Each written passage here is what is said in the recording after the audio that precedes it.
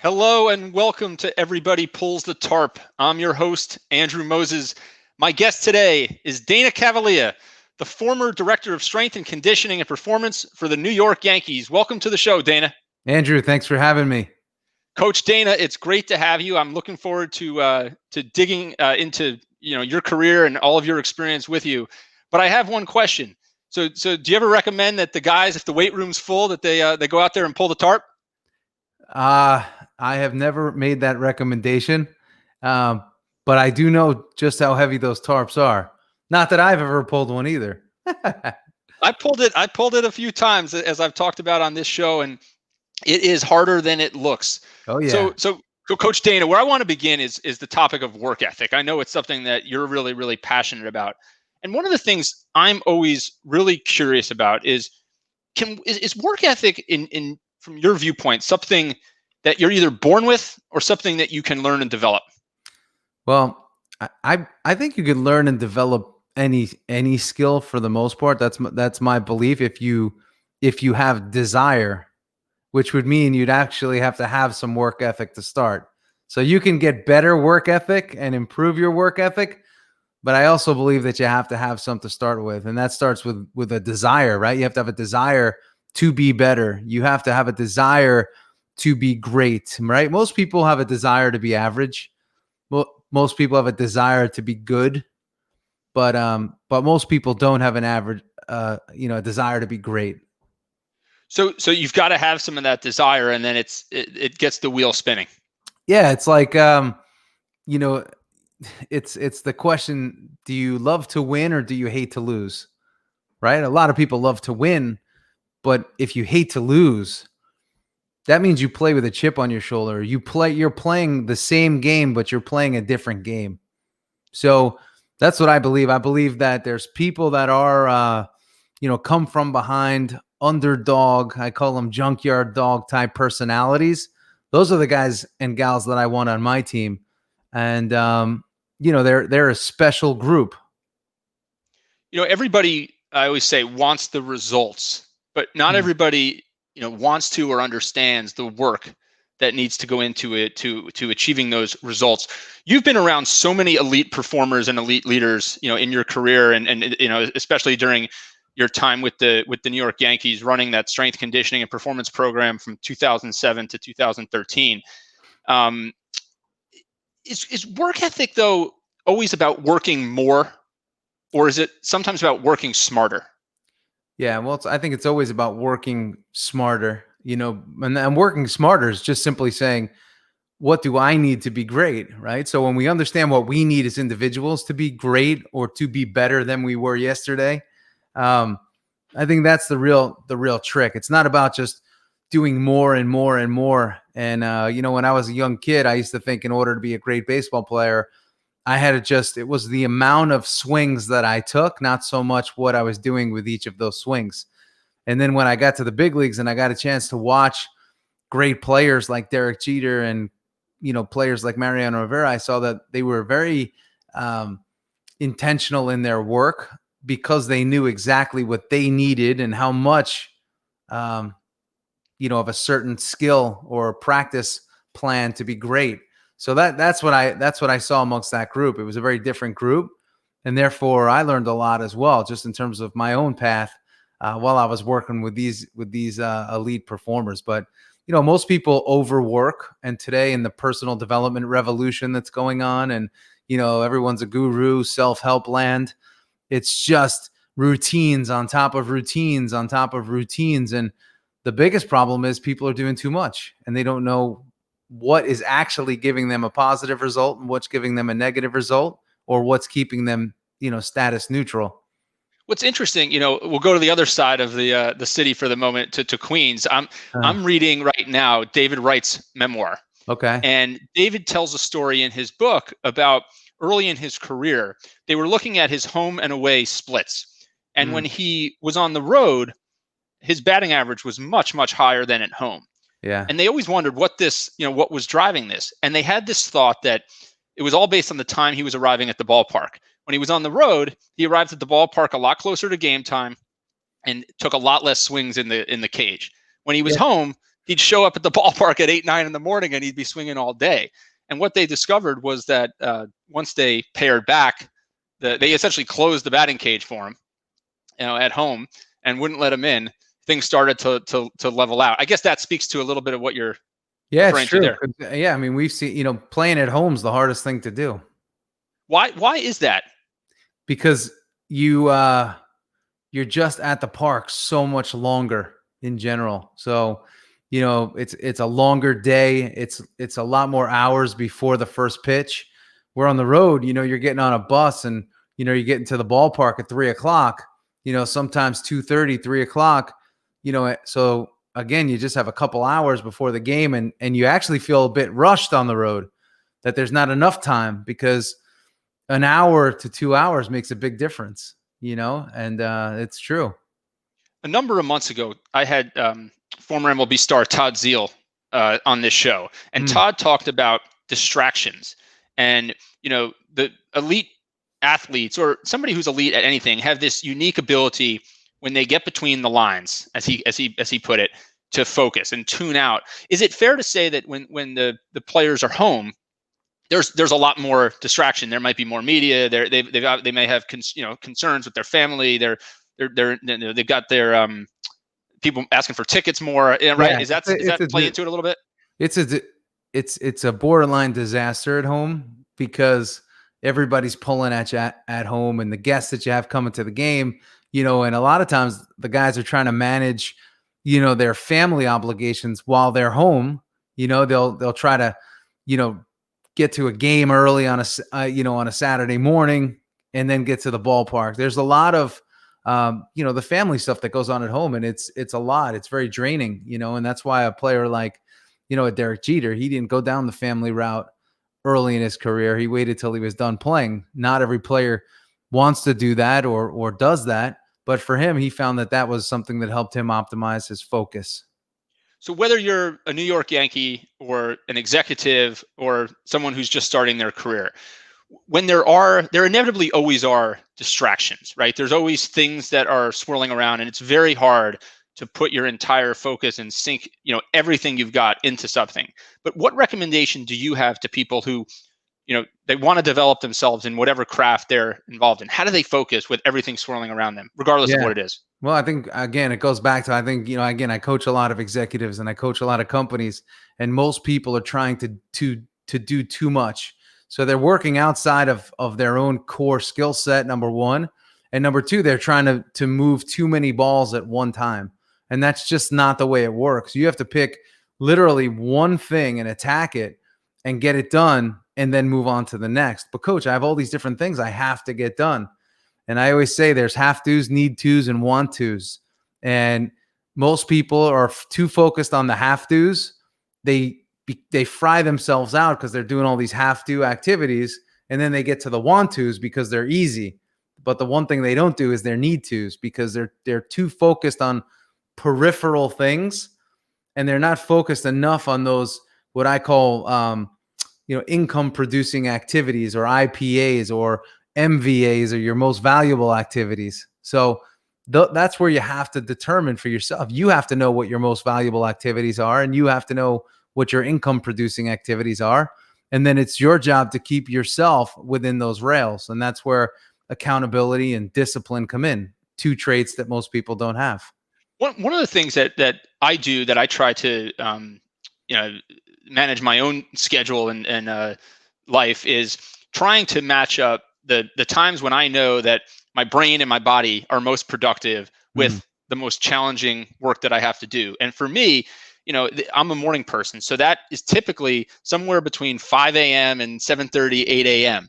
So I try and be really disciplined and get up early and make sure that the stuff that's going to require the most creativity, the most critical thinking, and the most attention to detail is happening in that kind of golden window. Is there something to that? There is. Unfortunately, that doesn't work in sports, because, I'm the same. I have the same window. I have a morning window, but I spent most of my career in a night business.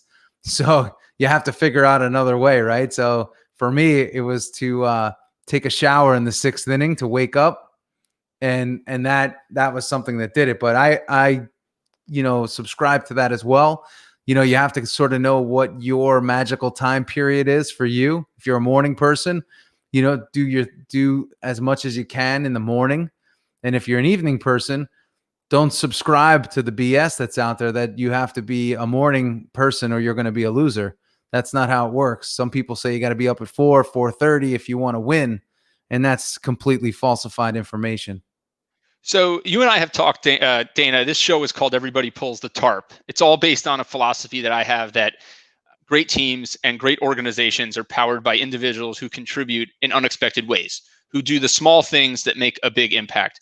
Whether it's a ball player for the Yankees, an executive that you work with and coach, what are examples of little things that everybody can do that make a very, very big impact in terms of their productivity and effectiveness? Well, a couple things that I always say is like, you could see who somebody is by what they do at Starbucks. And, you see a lot of people spill the milk and they don't wipe it up. You see a lot of people, in stores and they just walk by things that are on the floor. And the way I always look at life is there's right and there's wrong. And at the end of the day, if something's messy, we always look for, is it our job? Is this my job to do this? Like, I'm not hired by this company to do this. Let's say you're a patron somewhere, like in a Starbucks, it takes you no effort to keep a place organized around you. So I take that same mentality into everything that I do. So whether it's, an interview, for a small show, an interview for a big show, you have to show up correctly. And that's what I tell people, even in business, like everything matters, right? Excellence is a decision. And the decision is simply you showing up with your best every day. That's a decision. So your book, Habits of a Champion. Nobody becomes a champion by accident. Yeah. Dana, I want to talk about that a little bit. So, obviously there are some habits that the best at whatever, they're the best at have. How do you go about building and instituting these habits, right? Like, you just said, there's right and there's wrong. So you want to do more wrong, right. There's good habits and there's bad habits. And it's up for you to identify what your poor habits are. And if you're unable to identify them for yourselves, that's where great coaching comes in. You can have somebody help you identify, what your weaknesses are. And some people today say, don't focus on your weaknesses, only focus on your strengths. Again, poor advice, because in times of stress and times of an amplified moment, you're not going to lean. Your mind typically doesn't go towards your strength. It's the little vulnerability and the little weakness that creates exposure and puts you actually in a risk position. So, ultimately, you have to know what your poor habits are in order to self-correct and in order to institute change. So I approach everybody one-on-one. I meet people right where they are in real time. And I feel that there's people that want to make a change, like I said, and people that are just interested in talking about it. How do you recommend that people, we talked a little bit about the distractions, and I hate saying the word distractions, right? Because that makes it sound like certain things are less important than others, right? But you need any performer, any executive has to be in the moment, has to live in the moment, and there's things that are swirling around them. How can people in this media craze, cell phone at your fingertips, I have 3 screens sitting here, including an iPad. How can people get more focused and build habits around that? Yeah, I think really what you just said, like in life, many of us are living with 3 screens on at all times. Do we need 3 screens on at the same time? So there's that saying, right, where it's like, oh, be where your feet are. That's a good recommendation. I just find a lot of high performers that I work with have a hard time doing it. And most of the time that's because their expectations are just too high. So you could actually become more effective as a leader, as a person, by lowering your expectation and actually executing on your lower expectations. Because if you can't execute on your lower expectation, there's no way you're going to achieve your higher expectation. So I want to dig into that a little bit. So you lower the expectation. Yeah, because most people that are high performers and are in elite positions, they're A, motivated, and B, they naturally hold themselves to a high expectation. So they're not going to let themselves dip too low. So where they get a lot of stress and anxiety and negative is when they're trying to do too much based on their expectation that they set for themselves, that is really going to be difficult and challenging for them to reach in the timeline that they want to reach it. So what about when you're trying to make a big change, right? Like you're trying to make some big pivot. You're trying to pivot the organization one way. You're a pitcher who's trying to change the delivery. Sometimes it seems like getting started is such a challenge with a big endeavor. Because exactly that, right? It's being sold as this big change and this big thing. You know, I was talking to an MLB pitcher 2 nights ago, and he was telling me, he's like, the one thing that drives me crazy is every time we get a new pitching coach, they try to overhaul, and they want to overhaul my mechanics, especially when I'm struggling. He said, and I've been overhauled so much that I'm forgetting what I need to do in order to be great. He's like, I'm forgetting what my basics are, what my fundamentals are. So whether it's making a change in business, whether it's making a lifestyle change, it's not about magnitude and size and just this big change. It's actually more about the subtle change, and it's like big league hitters, right? It's all about tweaks. It's just, you're making tweaks. You're not overhauling. That's something that people need to understand. And even if you need to make a big change, it's the little changes that will lead to that bigger change. So what do you do with someone that you're coaching, whether it's in the big leagues or an executive? Do you celebrate those incremental wins? You say, hey, look, we made a little bit of progress today, or we made a little bit of progress this week. We're going to keep building on it. Yeah, that's it, right? You're just tacking on. You have to score your first run before you could score 5. And that's the way I look at it. So even when it comes to nutrition, something I ask my clients, and when I set them up on plans, is, listen, what's your eating average? You get 21 meals in a week, 7 days, 3 a day, 21 meals. Did you go 21 for 21, 18 for 21, 19 for 21, or did you go 10 for 21? So we have to start to look at things in the most basic form. And when I, habit change with people, it's simple things, right? You want to lose weight, you want to change your physical, the first thing is to make sure your hydration is optimal, because if you're not taking in enough water, you're going to crave sugar and carbohydrates. Just molecularly, that's the way it works. So it's always simple things, and then you stay consistent in those simple things. And most people can't. If you told someone, listen, I need you to work out, they'll tell you, I don't have time. And if I said, well, listen, I just need you to do 10 jumping jacks a day for the next 30 days, I bet you 9 out of 10 people would fail. So it has nothing to do with time. Why do people always blame time? Because they're lazy. People are lazy as a result of them actually being comfortable. So, and that's the thing. I tell people all the time, don't make the excuse. Just admit to yourself that at this moment in time, you're lazy. You're not willing or wanting to make the change. So, because the only person you're doing is you're lying to yourself. So that's the worst thing that somebody could do, because you become, somebody that's chronically failing because they're not matching their own words. So they say one thing and then they don't do it. They say they're going to do it and they don't do it. Well, if you repeat that over 3 to 5 years plus, you realize that you don't do anything that you say, which is the most dangerous place to be in. Because then you're not letting down your coach or your manager, or your teammates. You're letting yourself down at that point. Yeah, and this goes way beyond sports. This is people all over the place. How many people say, "Hey, I'll get that to you by Friday." Friday comes, it's not there. I'll call you back. They don't call you back. I'll send you this. I'll let you know. I'll let you know is one of the useless sayings in society. I'll let you know means you're gonna have to come hunt me down, or I'll get to that when I feel like it. So I look at life very binary in that way, where it's simple. If you say it, do it. And if you're not going to do it, don't say it, and be honest with yourself enough to know the difference. So I mean, you said before, so much of success is picking the things that you have that are your most valuable things that you're going to do. How much of it though is it sounds like a lot of it from your view is attitude, and it's about having the right attitude going into any of these types of things. Yeah, exactly. And when I work with people, I try to understand what's making them tick.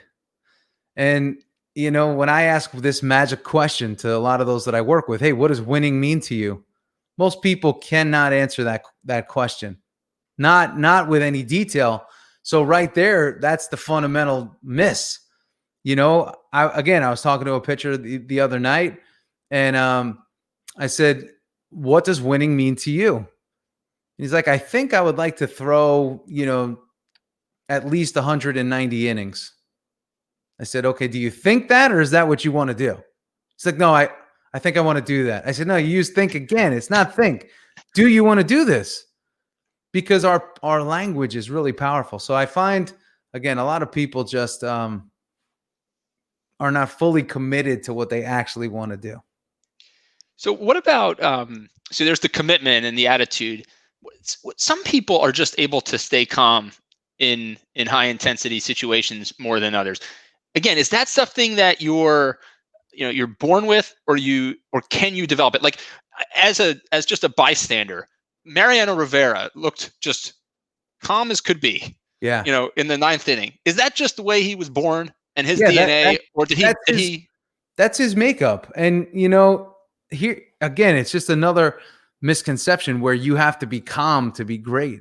I mean, I've seen a guy like Kobe Bryant would tell you, listen, when I got on the court, I wanted to rage. Like that's where I let it all out. So there wasn't calm there. So that's, again, we sort of latch on to these sayings or these ways that we believe that we're supposed to be. And that's where I coach people from. The only way you're supposed to be is the way that you're supposed to be. So then it's everybody. So then you've got, so going back to the Yankees days, you got 25 guys, 25 different programs. Yeah. 25 individuals made up that team. It wasn't a team of 25, just 25 guys that were just a part of the team. It was 25 individuals, 25 individual stories, 25 guys that all have different likes, preferences, habits, and problems. 25 guys, some married, some not. Some with kids, some with not. Some with girlfriends, and some with just one. Or, you know what I'm saying? So right, everybody comes from a different place. So there's no way that you could be a good leader and approach the team as a whole. You have to approach your team as individuals, and you have to realize that individuals make up teams. So then from your lens, right, whether it's so then every executive that you work with, it's just like the Yankees. It's 25 individuals. 25 and you have to have a game plan for each individual, and it's never going to be a carbon copy. Exactly. I always start with people, again, what does winning mean to you, but also what's the elephant in the room? What's the big thing that you have in front of you that's your performance limiter? So for some people, it's like, hey, I have a horrible relationship with my wife. Well, I tell you what, I can get you in great shape. I could, make you mentally strong. If that is a problem and it's not worked on, it's a problem. You're not going to reach your optimal potential. So that becomes the first thing we work on, not the last. So you may be 40 pounds overweight, but if you identify and I identify with you that that's the big roadblock for you, that's where the program starts. How so you talk about roadblocks there a bit. How much, how often can one person impact a room in a positive way? I mean, does a manager in Major League Baseball get, I always say sometimes, I think the manager gets too much credit when the team does well, and they get too much credit when the team doesn't do well. What's your view on the importance of a leader in a clubhouse, or to just winning clubhouses just have more fun? Yeah, I think a manager that talks too much is a problem. I believe that a manager that speaks intentionally and speaks when they need to speak is probably a better manager. But most importantly, a manager that speaks to his players as individuals on a daily basis is a very strong manager. So, I got to work under Joe Torre, and he was very Godfather-like. So, we'd have a team meeting, not every day. I mean, we'd have a team meeting maybe once a month, sometimes if that, and the thing is, though, Joe would always be there. Like, he'd always come by you and sort of bump up against you and say, what's going on? How you doing? So it's just like in business, it's relationship based. It's So one to one, one to a few. exactly. It's sort of that Goomba management style where you're getting to know your people, you're understanding them, and you're not trying to push and do too much. Again, there's a lot of captains that over navigate and oversteer their ship. There's a lot of managers that overmanage. There's a lot of leaders that overlead, and there's a lot of overcompensation that takes place because people get these titles and they feel that they have to act accordingly, according to their definition of that title. But nobody says that you have to be doing things a certain way. You have to find your way. And that's my biggest issue today with all the leadership and personal development and books and everything that's out there, is that people become really good at reciting other people's words and believing that there's these standards and way of acting based on what they've read or what they've listened to. But you have to find your way. And until you do that, you're dead. You'll never reach peak. Coach Dana Cavalea, we'll let you go there. That is some great wisdom. I know that the next time I'm at Starbucks, I'm going to be watching to see what people do with the milk. This has been such a pleasure. I know I've learned a ton. I know our viewers and listeners have learned a ton as well. Thank you, Coach Dana Cavalea. And again, just a quick plug, Dana is the author of the book, Habits of a Champion. Nobody becomes a champion by accident. Thank you for joining Everybody Pulls the Tarp today. Thanks, Andrew.